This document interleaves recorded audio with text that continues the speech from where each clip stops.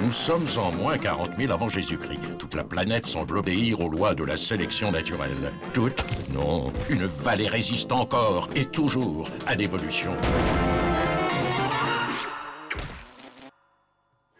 Tu sais, Block, je suis vraiment contente que tu m'accompagnes dans une librairie pour une fois. C'est délirant le nombre de trucs qu'ils peuvent publier. 647 nouveaux romans pour la rentrée littéraire moins 40 013, c'est vrai que c'est un peu excessif. Ouais, bah qu'est-ce que ce sera quand on aura inventé l'écriture? Oh, regarde, le nouveau Darwin Potter vient de sortir. Ah mais c'est génial! Darwin Potter et le secret du pouce préhenseur. Tu as vu ça, Spam?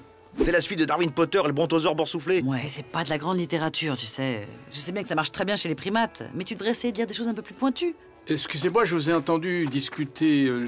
J'ai l'impression que vous êtes une grande lectrice. Vous savez, je m'occupe cette année de l'organisation du prix du livre interglaciaire. Ça vous dit quelque chose? L'interglaciaire? Enfin, c'est un des prix littéraires les plus prestigieux du Paléolithique. Eh bien justement, cette année, on a décidé d'élargir le jury à des non-professionnels passionnés de lecture. Ça vous dirait de participer? T'en as encore pour longtemps avec tes romans, là. C'est fou le nombre de petits mammifères tout juste sortis de l'œuf qui se prennent pour des plumitifs. Tous ces romans prétentieux écrits avec le pouce préhenseur. Enfin, heureusement, il y a des pépites. Soudain, au détour d'une page, une voix singulière.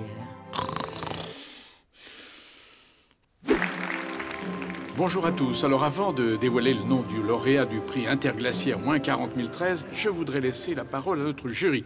Bonjour, alors moi j'ai beaucoup aimé La première gorgée de pierre, un joli petit livre à propos des petits riens de la préhistoire, un coup de massue, l'extinction d'une espèce, l'éruption d'un volcan suite à une chute de météorites, toute une littérature de l'infime, vraiment délicate.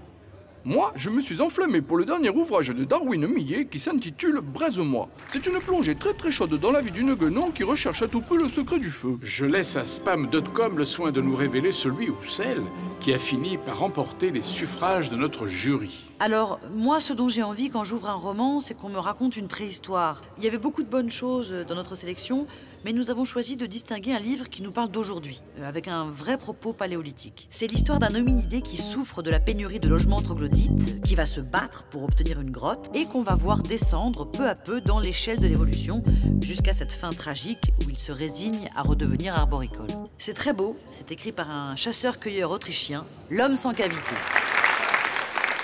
Alors, ça marche bien, L'homme sans cavité? Je vais être franc avec vous, on n'a rien vendu du tout. Par contre, il y a un truc qui s'arrache comme des petits pains. Ah oui? Ça parle de quoi? Oh, c'est un truc fumeux autour d'un complot pour empêcher les espèces de découvrir la recette de l'évolution, avec un type qui se fait assassiner par l'Erectus Dei.